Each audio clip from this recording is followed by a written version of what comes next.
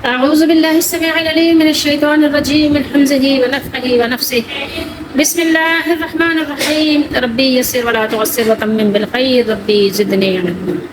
أجعلتم سقاية الحاج وعمارة المسجد الحرام كمن آمن بالله واليوم الآخر وجاهد في سبيل الله لا يستوون عند الله والله لا يهدي القوم الظالمين.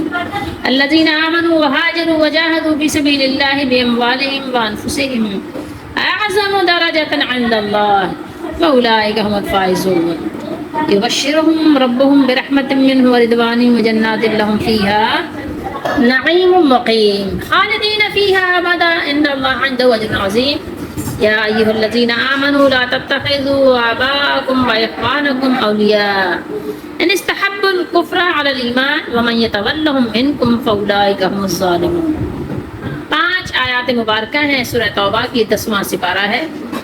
آیت نمبر 19 سے 23، 19 سے 23. تو کیا تم نے حاجیوں کی سبیل، سقایا پانی پلانا، اور مسجد حرام کی خدمت، مسجد حرام کی عمارت کو یعنی تعمیر کرنا اور اس کی خدمت کرنا، صفائی ستھرائی دیگر انتظامات کرنا، اس کے برابر ٹھہرا لیا جو اللہ قیامت پر ایمان لایا اور اللہ کی راہ میں کیا کیا؟ فی سبیل اللہ نکلا. وہ اللہ کے نزدیک برابر نہیں، اور اللہ ظالموں کو راہ نہیں دیتا. راہ کیا مطلب ہے؟ ہدایت والی راہ. ٹھیک ہے. اللہ یہدی لا یہدی، یہدی اور لا یہدی میں کیا فرق ہے؟ یہدی وہ ہدایت دیتا ہے، لا یہدی نہیں دیتا. وہ جو ایمان لائے اور ہجرت کی اور اپنے مال و جان سے اللہ کی راہ میں لڑے، اللہ کے یہاں ان کا درجہ بڑا ہے. اعظم درجتن، ان کا درجہ بہت اعظم ہے. ٹھیک ہے. اور وہی مراد کو پہنچے، وہی کامیابی حاصل کرنے والے ہیں.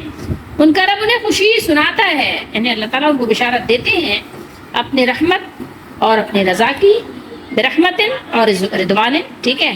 رضا کی بھی اور رحمت کی بھی، اور ان باغوں کی بھی جن میں انہیں دائمی نعمت ہے، مقیم قائم رہنے والی، جس کو قوام و دوام ہے. ٹھیک ہے.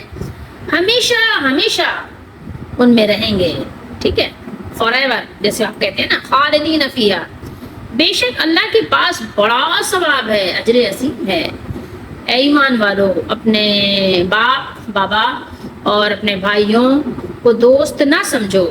ٹھیک ہے. اپنے آبا، ٹھیک ہے، وہ چاہے آپ کے بابا، آپ کے وہ ابا ہوں یا دادا ہوں یا نانا ہوں، کوئی بھی، ٹھیک ہے، چچا ہوں، ان کو دوست نہ سمجھو. کب دوست ان کو کب نہ سمجھو؟ جب کہ وہ ایمان نہ لائیں. اگر وہ ایمان پر کفر کو پسند کریں، یعنی ایمان نہ لائیں خود بھی، اور ایمان کے بدلے میں انہوں نے کفر کو پسند کر لیا. یعنی استحبوا حبا یحبو تحب الکفر. ٹھیک ہے.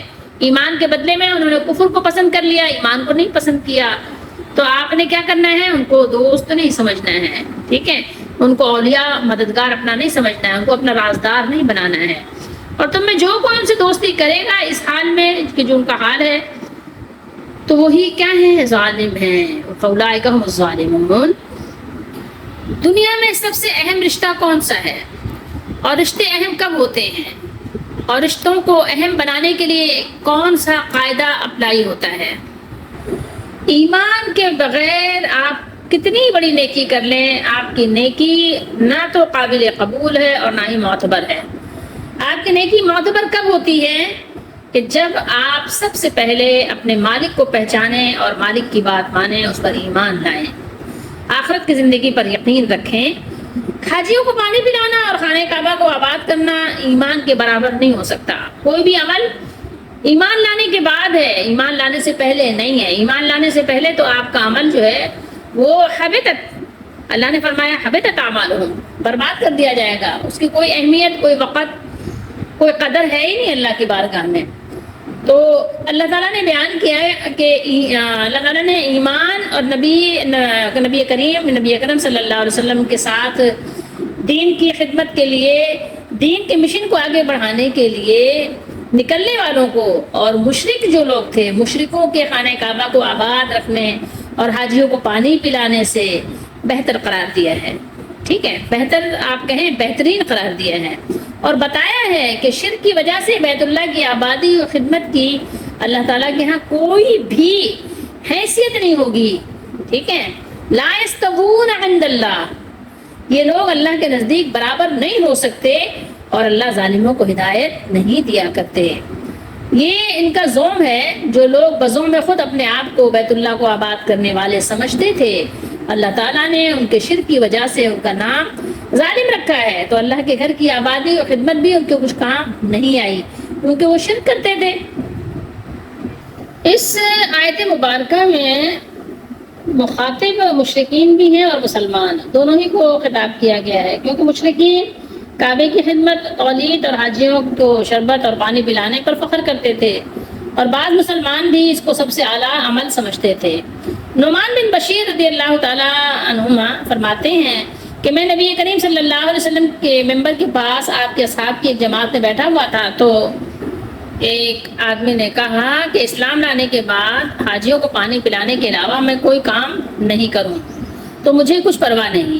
یعنی اتنا زیادہ ان کے نزدیک حاجیوں کو پانی پلانا بہترین عمل تھا. دوسرے نے کہا بلکہ مسجد حرام کی آباد کاری افضل ہے. ایک اور نے کہا بلکہ جہاد کرنا، اللہ کی راہ میں نکلنا فی سبیل اللہ، اس سے بہتر ہے جو تم کہہ رہے ہو. تو عمر رضی اللہ تعالیٰ عنہ نے انہیں ڈانٹا اور فرمایا کہ نبی کریم صلی اللہ علیہ وسلم کے ممبر کے پاس آوازیں مت بلند کرو. یہ جمعہ کا دن تھا، جمعے کے دن کی بات ہے، لیکن جب تم جمعہ پڑھ چکو گے تو میں رسول اللہ صلی اللہ علیہ وسلم کے پاس جاؤں گا اور تمہارے اس جھگڑے کا فیصلہ کروا لوں گا، یعنی جو تم لوگ بحث مباحثہ کر رہے ہو.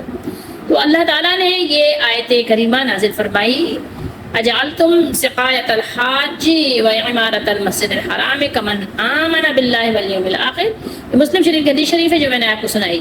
یعنی یہ کام گو اچھے تو ہیں، فضیلت کے ہیں، مگر اللہ اور یوم آخرت پر ایمان اور اللہ کی راہ میں اللہ کے دین کے نفاذ کے لیے فی سبیل اللہ کے مقابلے میں کچھ حیثیت نہیں رکھتے. سمجھ رہے ہیں بات کو؟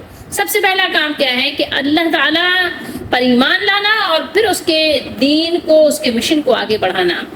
اور پھر یہ ایمان کے بغیر جو تم باتیں بیان کر رہے ہو مقبول بھی نہیں ہیں. سمجھ رہے ہو بات کو؟ شرک سب سے بڑا ظلم ہے. پھر جو اس پر اصرار کرے اس ظالم کو سیدھی راہ کیسے نصیب ہوگی؟ آپ سوچیں تو صحیح. اللہ پر ایمان لانا، اپنے مالک کو پہچاننا، یہ کتنا بڑا یعنی کام ہے، اتنا بڑا کام ہے. اس کا آپ تصور کیسے کر سکتے ہیں کہ ان کے دلوں میں جب اللہ تعالیٰ کی محبت، اللہ پر یقین کامل راسخ ہو جاتا ہے، جگہ بنا لیتا ہے، تو پھر وہ اپنا دین اور اپنی یعنی جان اور اپنا مال بچانے کے لیے اپنا گھر بار اور رشتہ داروں کو چھوڑ دیتے ہیں، اور انہوں نے چھوڑ دیا تو اللہ نے فرمایا اولئک هم الفائزون. یہاں پر اللہ نے کیا بیان کیا کہ مہاجرین کی بڑی فضیلت اللہ تعالیٰ نے بیان فرمائی کہ انہوں نے اللہ کے لیے، دین بچانے کے لیے سبھی کچھ چھوڑ دیا. ابراہیم علیہ السلام کے نقش قدم پر چل پڑے، رسول اللہ صلی اللہ علیہ وسلم کے جانثار اپنا سب کچھ چھوڑ دیا. تصور کریں آپ، ذرا سوچیں تھوڑی دیر کے لیے کہ اس آیت مبارکہ سے مہاجرین کی فضیلت اللہ تعالیٰ نے یہاں ثابت کر دی، بیان فرما دی، جن میں حضرت ابو بکر رضی اللہ تعالیٰ عنہ، عمر، عثمان، علی، ابو عبیدہ بن جراح، طلحہ، زبیر اور بہت سے دوسرے صحابہ کرام رضی اللہ تعالیٰ عنہ شامل ہیں. اللہ تعالیٰ سب پر راضی ہو، اللہ تعالیٰ سب سے راضی ہو، اور اللہ تعالیٰ سب کے درجے بلند فرمائے اور بلند سے بلند فرمائے، اور ہمیں ان کے ساتھ اٹھائے، ہمیں ان کے طریق پر چلنے کی توفیق عطا فرمائے. قرآن خود ان کے آخرت میں فائز سرخرو ہونے کی شہادت دے رہا ہے. معلوم ہوا کہ جو لوگ انہیں برا بھلا کہتے ہیں اور ان پر لعنت بھیجتے ہیں وہ تو خود ان پر لعنت الٹی پڑ گئی، اور وہ خود ہی اپنے لعنت بھیجنے کی وجہ سے لعنتی ہو گئے. من آمن باللہ والیوم الآخر، یہاں ایک بات بہت غور طلب ہے، اور یہ اصل میں بنیاد ہے ہماری، یہ بنیاد ہے، اصل ہے، اصول ہے یہ. ٹھیک ہے کہ یہ کہہ دینا ایسے ہی کہ ہم نے کہہ دیا لا الہ الا اللہ، یہ تو ایک رسم ہے جو آپ نے ادا کر لی، اور کوئی بھی ادا کر سکتا ہے، کوئی بھی کہہ سکتا ہے. ٹھیک ہے، غیرہ کوئی بھی کہہ دے لا الہ الا اللہ. ٹھیک ہے، ایک سمجھ کر کہنا. اور بنیاد کس طرح سے ہے کہ ایک تو یہ کہ آپ مانیں کہ آپ کا ایک مالک ہے جس نے آپ کو پیدا کیا اور وہ آپ پر پورا اختیار رکھتا ہے. دوسری بات یہ ہے کہ صرف یہ نہیں کہ آپ دنیا میں آ گئے ہیں تو اب آ گئے، ٹھیک ہے، اور مر جائیں گے تو بس مٹی ہو جائیں گے تو بس ختم ہو گئے. نہیں، آپ کا اس بات پر یقین رکھنا کہ جس مالک نے اس دنیا میں بھیجا ہے وہ ہمیں دوبارہ اٹھا کر اپنی عدالت میں کھڑا بھی کرے گا. یہ آپ کی بنیاد ہے. اگر آپ کی یہ بنیاد ہل جائے نا، اس پر یقین نہ ہو کہ ہمیں اللہ کی عدالت میں ایک دفعہ پھر کھڑا ہونا ہے. جیسے دنیا میں آئے نا تو کچھ اپنا اختیار لے کر نہیں آئے تھے، اپنی مرضی کوئی وہاں عمل دخل نہیں تھا. اللہ نے بھیجا ہے تو صرف اس لیے نہیں بھیجا کہ عیش کرو، عیاشی کرو، موج کرو، ٹھیک ہے، موج مستی میں وقت گزارو، اس لیے نہیں بھیجا. ایک بنیاد رکھی گئی ہے اور اگر آپ نے اس بنیاد کو ہلا دیا تو پھر اب آپ عمارت کیسے تعمیر کریں گے؟ نہیں کر سکتے. یہ بنیاد ہے کہ آپ نے اللہ کی بارگاہ میں ایک دن کھڑے ہونا ہے، اپنے ہر سیاہ و سفید کا حساب دینا ہے. اس بات کو بہت زیادہ خیال میں رکھا کریں. آپ سمجھتے لا الہ الا اللہ ہم نے کہا ہے بس ہم تو دوزخ میں جائیں گے ہی نہیں، ایسا نہیں ہے. یہ بات سمجھنے کی ہے. دیکھیے بات یہاں کیا ہے کہ جیسے اعمال برابر نہیں ہوتے نا، اعمال، ٹھیک ہے، عمل برابر نہیں، اور عمل اور اعمال جب برابر نہیں تو عامل لوگ بھی باہم برابر نہیں ہیں. ٹھیک ہے، عمل برابر نہیں ہے نا، ایک عمل دوسرا عمل، جیسے حاجیوں کو پانی پلانا اور ایمان لانا، یہ دونوں برابر نہیں ہے نا. ٹھیک ہے، اور ایمان صرف لانا نہیں ہے، ایمان کے پیغام کو آگے بھی پہنچانا ہے نا. سمجھ رہے ہیں بات کو؟ تو اب یہ دیکھیں یہاں پر عمل تو یہ بھی ہے، حاجیوں کو پانی پلا رہے ہیں، مسجد حرام کی یعنی عمارت جو ہے اس کی تعمیر بھی کر رہے ہیں، اور پھر یہ کہ اس کی صفائی ستھرائی، روشنی، یہ وہ فلاں کا سب کا انتظام بھی کر رہے ہیں. ٹھیک ہے، لیکن یہ دونوں عمل کہاں ہیں؟ برابر ہیں. تو جب دونوں عمل برابر نہیں ہیں، دونوں طرح کے اعمال برابر نہیں ہیں، تو جو عامل ہے عمل کرنے والا، یہ کیسے برابر ہو سکتے ہیں؟ کیا دونوں برابر ہو جائیں گے؟ کیسے برابر ہوں گے؟ نہیں ہوں گے نا. آپ خود سوچیں نا، عمل برابر نہیں ہے، عامل بھی برابر نہیں ہے اللہ کے نزدیک. ٹھیک ہے، تو عمل باہم اور عامل باہم برابر نہیں. آپ مقصود سمجھیے کہ بقرینہ سیاق یہ ہے کہ ایمان باللہ اور ایمان یوم آخرت جب تک نہ ہو، جب تک یہ نہ ہو، کوئی بھی آپ کا عمل درست ہو بھی نہیں سکتا. اور یہ بات بھی ہے کہ سمجھنے والوں کے لیے یہ بات بہت موٹی اور بہت آسان ہے. ایسی کوئی بات دقیق اور باریک نہیں ہے کہ جو سمجھ میں نہ آئے. بات تو بالکل واضح ہے. ٹھیک ہے، ایمان سارے اعمال کی بنیاد اور ان سب سے افضل ہے. تو موٹی سی بات ہے، دقیق باریک تو نہیں ہے کہ جو سمجھنا ہی نہیں چاہ رہے ہیں آپ، سمجھ ہی نہیں آ رہی ہے آپ کو. لیکن یہ لوگ اتنے موٹی عقل والے ہو گئے ہیں، ظلم کر کر کے انہوں نے اپنے سارے اعضاء اتنے بیکار کر لیے، دل دماغ ان کے اتنی یعنی پھپھوندی لگ گئی، اتنے یعنی سڑان پیدا ہو گئی کہ اتنی آسان سی بات کو بھی یہ سمجھ نہیں پاتے. ٹھیک ہے، کیونکہ یہ بے انصاف لوگ ہیں، عدل نہیں کرتے، یہ ظالم لوگ ہیں، ظلم کرتے ہیں. ان کو موقع مل جاتا ہے تو ظلم سے باز نہیں آتے. تو اب یہ ظالم لوگ خود ہی اپنا دروازہ بند کر لیتے ہیں. تو ایسے بے انصاف اور ظالم لوگوں کو اللہ تعالیٰ یہ سمجھ دیتے ہی نہیں کہ وہ ایسی کھلی ہوئی آسان اور ظاہری باتوں کو سمجھ جائیں. نہیں، وہ پھر کیا کرتے ہیں، وہ کچھ بحثی ہی کرتے رہتے ہیں بیچارے. ٹھیک ہے، دیوانوں کی جو ہے کہتے ہیں نا کہ دیوانوں کے محل میں دیواروں سے ٹکرے مارو اور کیا کرو گے. ایمان کی مثال آپ اس طرح اگر سمجھیں تو آسانی سے سمجھ میں آ جائے گا کہ ایمان سمجھنے روح ہے اور عمل بھی ضروری ہے.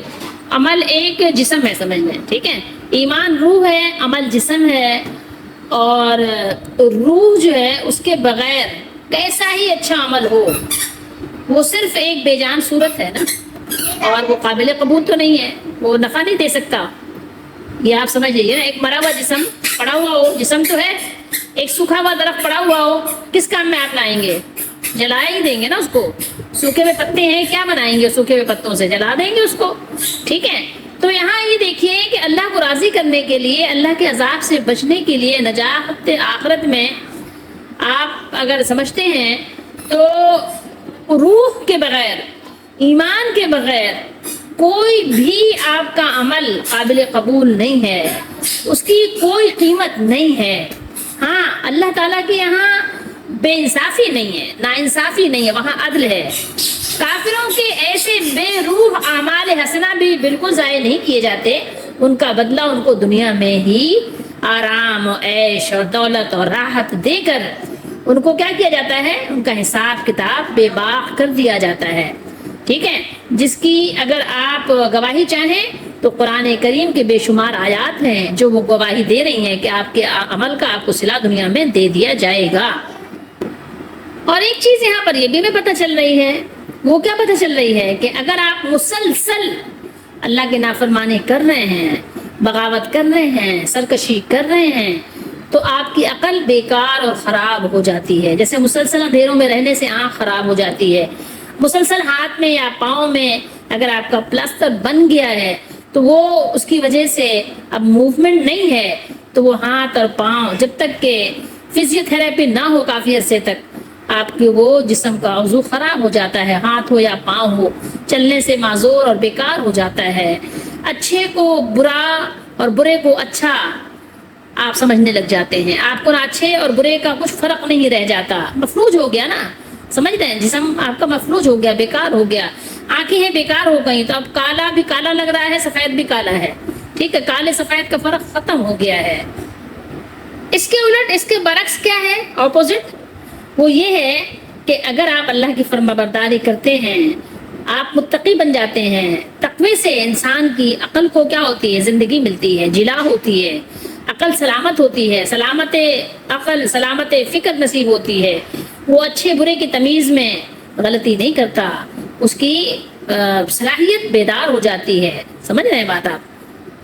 اعظم درجۃ عند اللہ، درجے ہیں اللہ کی دربار میں، اللہ کی بارگاہ میں درجے ہیں، ٹھیک ہے، درجات، درجے، ٹھیک ہے، تو کس کا درجہ بڑا ہے کس کا درجہ چھوٹا ہے، اس کو آپ کیسے فیصلہ کریں گے؟ تو کوئی بھی کھڑے ہو کے کہہ سکتا ہے کہ اللہ تعالیٰ آپ نے اس کو بڑا درجہ کیوں دے دیا، مجھے چھوٹا کیوں دیا، ٹھیک ہے، تو ایسا تو ممکن نہیں ہے نا کہ سب کا عمل ایک جیسا ہو تو سب کے درجے جو ہے الگ الگ ہو جائیں، نہیں، درجے اس کے عمل کے حساب سے ہیں، آپ اس بات کو سمجھیں کہ درجے جو ہیں وہ عمل کی مناسبت سے ہوں گے، سب عمل کرنے والے ایک درجے میں نہیں رکھے جا سکتے، ٹھیک ہے، اور مدار کثرت عمل پر نہیں ہے بلکہ حسن عمل پر ہے، جیسے کہ ہم سورہ ملک میں پڑھتے ہیں نا، لِيَبْلُوَكُمْ أَيُّكُمْ أَحْسَنُ عَمَلًا، یعنی اللہ تعالیٰ تمہاری آزمائش کریں گے کہ کون زیادہ اچھا عمل کرنے والا ہے، کون زیادہ عمل کرنے والا نہیں ہے، تو کون کثیر عمل کرنے والا ہے، اچھا عمل، حسن نیت، حسن اخلاق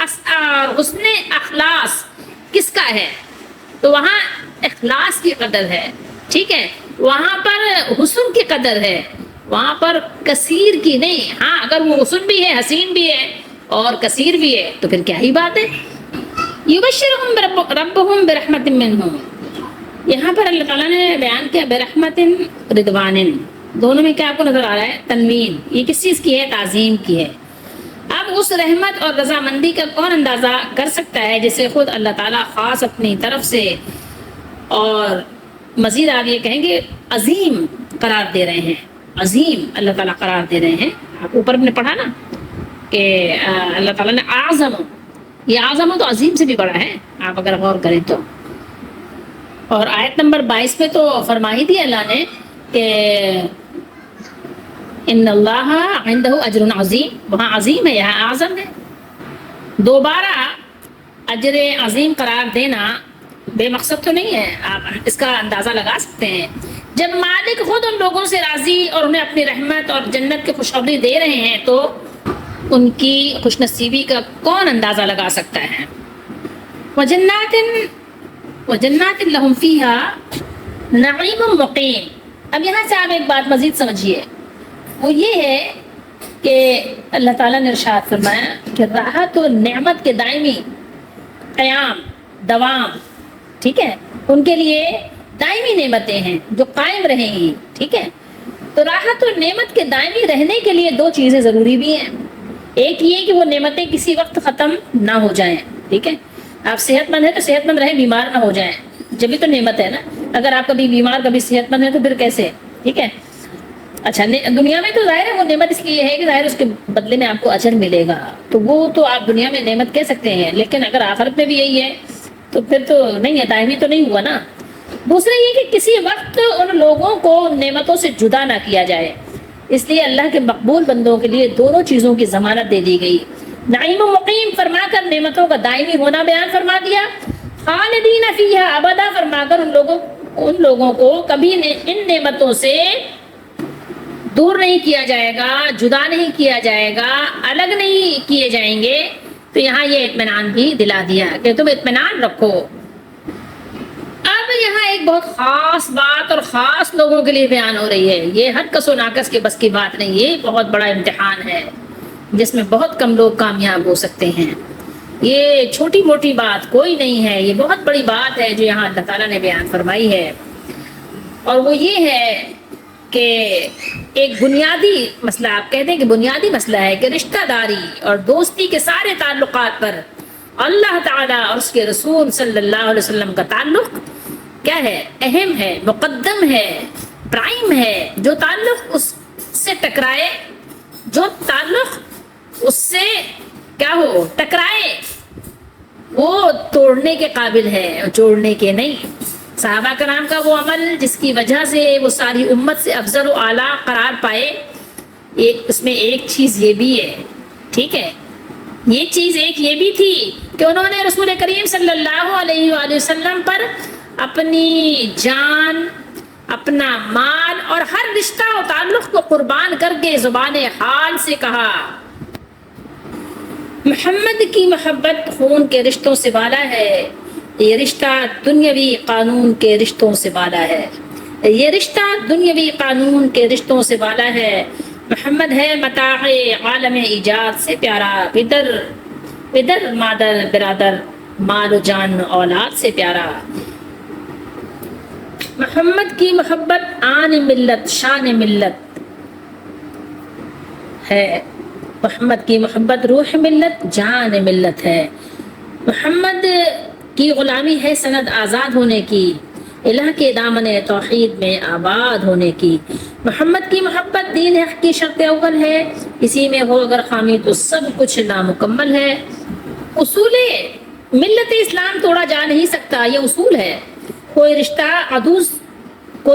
عدو سے، جو عدو ہو، عدو کہتے ہیں دشمن کو، ٹھیک ہے، کوئی رشتہ عدو حق سے جوڑا جا نہیں سکتا۔ اس بات کی گواہی اور شہادت اگر آپ کو حاصل کرنا ہے تو آپ قرآن و سنت کی تاریخ پڑھ لیں، آپ کو پتہ چل جائے گا۔ بلال حبشی، صہیب رومی، سلمان فارسی رضی اللہ تعالیٰ عنہم، اور قریش مکہ، انصار مدینہ، تو سب آپس میں کیا ہو گئے؟ بھائی بھائی ہو گئے، اور بدر اور احد کے میدانوں میں باپ بیٹے آمنے سامنے آ گئے۔ یہ رشتہ کون سا رشتہ تھا؟ یہ سب سے اہم رشتہ اگر آپ غور کریں تو وہ ایک رشتہ ہے جس نے مجھے اور آپ کو پیدا کیا ہے، اور اسی نے سارے رشتے بنائے ہیں۔ تو اگر وہ رشتہ بیچ میں نہیں ہے تو پھر کوئی رشتہ نہیں ہے۔ اللہ تعالیٰ نے اس آیت کریمہ میں حکم دیا ہے کہ کفار سے علیحدگی اختیار کر لی جائے، خواہ وہ تمہارے باپ ہوں یا بیٹے ہی کیوں نہ ہوں، اور اگر وہ ایمان کے بجائے کفر ہی کو پسند کرتے ہوں تو پھر ان سے دوستی بھی کیا ہے؟ ممنوع ہے، لہٰذا ممنوع۔ اور ایسا کرنے پر دھمکی دی ہے، ٹھیک ہے، دھمکی بھی دی ہے اللہ تعالیٰ نے، وارننگ۔ سورہ مجادلہ میں بھی اللہ تعالیٰ نے بیان فرمایا ہے، بہرحال میں بھی اس تفصیل میں نہیں جانا چاہتی۔ حافظ بیہقی نے بیان کیا ہے، السنن کبریٰ البیہقی، اور اس کے علاوہ بھی ایک بہت ہی کہنا چاہیے کہ رقت آمیز بھی ہے اور بہت ہی تعجب خیز بھی ہے۔ اور صحابہ میں ان کا لقب کیا تھا؟ ان کا لقب تھا کہ وہ اس امت کے امین ہیں۔ ان کا نام ابھی میں آپ کو بتاؤں گی کہ وہ صحابی ہیں کہ جن کے سامنے بار بار ان کے باپ آ رہے تھے، مقابلے میں میدان میں بار بار ان کے باپ آ رہے تھے۔ اور یہ میدان کون سا تھا؟ بدر کا میدان تھا، پہلا معرکہ تھا یہ اسلام اور کفر کا۔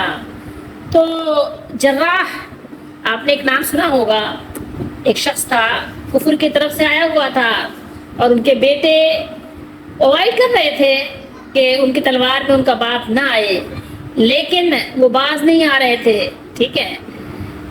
اور پھر ہوا کیا کہ پھر وہ بیٹے نے اپنے باپ پر تلوار کا وار کیا، اور پھر باپ آپ کو پتہ ہے کہ پھر کدھر چلا گیا؟ ظاہر اللہ کی ناراضگی میں کوئی مر جاتا ہے تو کہاں جاتا ہے؟ نبی کریم صلی اللہ علیہ وسلم نے ان صحابی کو اس امت کا امین فرمایا کہ ہر نبی ہر امت کے ایک امین ہوتے ہیں. میری امت کے امین کون ہیں؟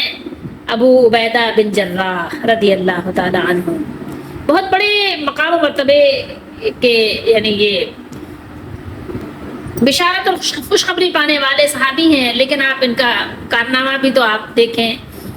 بہرحال تو یہ جنگ بدر میں حضرت ابو عبیدہ بن جراح رضی اللہ تعالیٰ عنہ نے اپنے والد کو قتل کیا ہے. یہ ان صحابی کا اعزاز ہے. اللہ کے لیے چھوڑ دیا، اللہ کے لیے. آپ کو پتہ ہے کہ سارے رشتے اللہ نے بنائے ہیں، تو آپ کو کیا معلوم کہ کچرے کے ڈھیر میں کوئی موتی پڑا ہو سکتا ہے کہ آپ کا باپ یا کوئی بھی ایسا رشتہ جو کچرے کا ڈھیر رہا ہو، وہاں سے اللہ تعالیٰ نے آپ کو چن لیا ہو، آپ کو نکال لیا ہو. تو یہ بھی تو ایک قابل شکر مقام ہے کہ اللہ نے آپ کو ایسی جگہ سے نکال لیا جہاں پہ ہر طرف کچرا ہی کچرا تھا، گند ہی گند تھی، وہاں سے اللہ تعالیٰ نے ایک ہیرا نکالا. تو یہ کیا مقام شکر نہیں ہے کہ اگر اللہ تعالیٰ آپ کو بھی انہی میں سے کر دیتا تو پھر آپ کیا کرتے؟ یہ کوئی آسان بات نہیں ہے، لیکن یہ ہے کہ یہ ہے حقیقت. یہی ہے کہ جس اللہ نے رشتے دیے ہیں اس اللہ کے بغیر ان رشتوں کی کوئی اہمیت نہیں ہے. اسی لیے اللہ تعالیٰ نے اپنا قانون بیان کر دیا کہ مشرکوں کی دوستی ترک کر دو. ان کے ترک کر دینے کا حکم دیا ہے اللہ تعالیٰ نے، اگرچہ وہ تمہارے قریبی ہی کیوں نہ ہو. ٹھیک ہے، اتنے قریبی ہوں کہ وہ تمہارے باپ اور بھائی ہوں. اب یہاں آپ اپنے لیے سبق بھی لیں، غور و فکر بھی کریں. قرآن مجید تو ایک ایسی کتاب ہے کہ آپ اس کو جتنی مرتبہ تلاوت کرتے ہیں ہر دفعہ آپ کو ایک نئی چیز، ایک نئی بات، ایک نیا سبق اس میں سے ملتا ہے. ہر دفعہ جب بھی آپ اس کی تلاوت کریں گے آپ کچھ نہ کچھ نیا ضرور سیکھیں گے. تو یہاں پر اللہ تعالیٰ نے بتایا کہ کعبے کی مجاوری اور حاجیوں کی خدمت گزاری اور مسافروں کی مہمان نوازی کو اسلام سے روگردانی کرنے کی صورت میں اپنی نجات کے لیے کافی سمجھنے والے کان کھول کر سن لیں، یا کسی بھی طرح کی نیکی کرنے والے کان کھول کر سن لیں کہ اللہ تعالیٰ کے نزدیک ایمان کے بغیر اس کی کوئی قدر و منزلت نہیں ہے.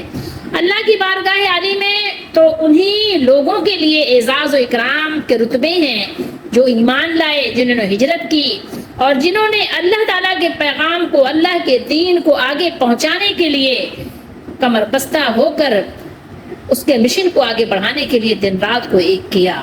ٹھیک ہے، جو لوگ ان تمام صفات سے متصف ہیں تو اللہ تعالیٰ نے ان کے لیے خوش نصیبی بیان فرمائی کہ وہ کتنے خوش نصیب ہیں. وہ لوگ جنہیں رحمت الہی اور رضامندی الہی کی نوید جانفزا سنائی جا رہی ہے. حق تو یہ ہے کہ اس کے بعد اور پھر کیا رہ جاتا ہے؟ باقی کیا رہا؟ رہ ہی کیا جاتا ہے جس کے حصول کی ہمارے دل میں پھر تمنا پیدا ہو. اللہ تعالیٰ سے دعا کریں کہ اللہ تعالیٰ ہمیں بھی ان لوگوں میں، ان خوش بختوں میں، نیک بختوں میں شامل فرما لیں اور ہم سے بھی ایسے کام لے لیں. اللہم اجعلنا منہم، اللہ ہمیں بھی ان میں قبول کر لیں. تو جو لوگ ان صفات سے پوری طرح متصف ہیں، لیکن یہاں جو صفات بیان کی جا رہی ہیں تو اس کو آپ اندازہ لگا سکتے ہیں کہ خصوصیت کے ساتھ وہ رسول اللہ صلی اللہ علیہ وسلم کے زمانے کے لوگ تھے، وہ صحابہ کرام تھے جن کا یہاں پر بیان ہوا ہے. ٹھیک ہے، جنہوں نے کفار کی سفاکیوں اور سنگ دلانہ جور و ستم کا بڑی مردانگی سے مقابلہ کیا، جنہوں نے محض اپنے دین کی خاطر اپنے رب کو راضی کرنے کے لیے اپنے شاد و آباد خوبصورت آرام دہ گھروں کو چھوڑ دیا، اور نہ صرف چھوڑ دیا، چھوڑ کر وہاں سے نکل بھی گئے، ہجرت بھی کر لی، غریب الوطنی کی سختیوں اور پریشانیوں کو خوشامدید کہا، برداشت کیا، جنہوں نے میدان میں عدیم المثال سرفروشی اور جانبازی کا ایسا مظاہرہ کیا کہ جو کفر کے بڑے بڑے سرغنے بھی تھے اور بڑے بڑے ان کے جھنڈے علم جو تھے وہ سرنگو ہو گئے، کفار کے چھٹکے چھوٹ گئے، اور اسلام کا آفتاب اقبال، اسلام کا سورج، اسلام کی روشنی ہر طرف پھیل گئی، اس کا سورج ہر طرف چمکنے لگ گیا. ایسے ہی نفوس قدسیہ کے بارے میں قرآن کریم گواہی دے رہا ہے کہ بارگاہ رب العزت میں ان کے درجات بڑے بلند ہیں.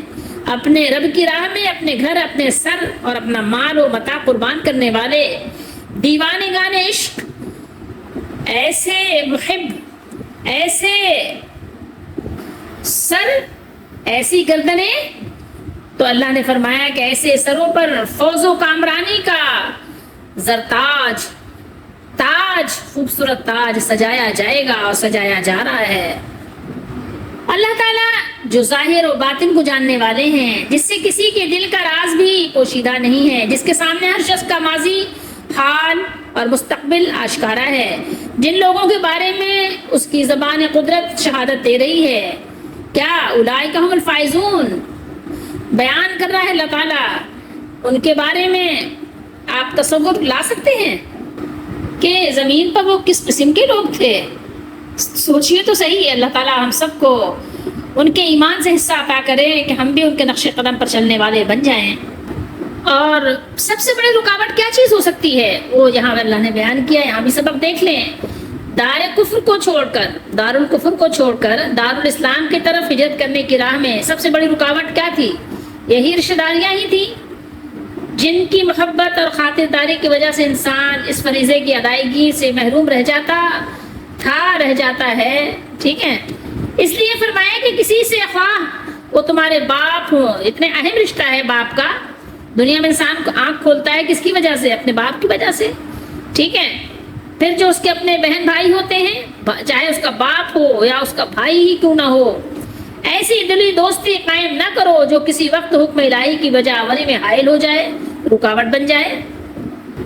یوں تو سب کو پتا ہے کہ اپنی ذات پر اگر غصہ ہو تو لوگ بھائی کو بھی چھوڑ دیتے ہیں، باپ کو بھی چھوڑ دیتے ہیں، اولاد کو بھی چھوڑ دیتے ہیں، سارے رشتوں کو چھوڑ دیتے ہیں اپنے غصے کے لیے، اپنی بادشاہی کے لیے. آپ نے پڑھا بھی ہوگا کہ بادشاہوں نے اپنے بیٹوں کو مروا دیا، بیٹوں نے اپنے آبا کو مروا دیا، بھائی نے اپنے بھائی کو قتل کروا دیا. اور آج بھی ایسا ہوتا ہے کہ کبھی پسند کی شادی کرنے کے لیے، کبھی جائیداد کے لیے بچے ماں باپ کو مار ڈالتے ہیں، ماں باپ بچوں کو مار ڈالتے ہیں. ایسے تو آپ واقعات بہت سنتے رہتے ہیں. آپ نے سنا بھی ہوگا، پڑھا بھی ہوگا، دیکھا بھی ہو سکتا ہے آپ نے. ٹھیک ہے، ایسے سنگ دلانہ واقعات آپ نے دیکھا بھی ہوگا. لیکن قرآن مجید نے ایسا کوئی حکم نہیں دیا.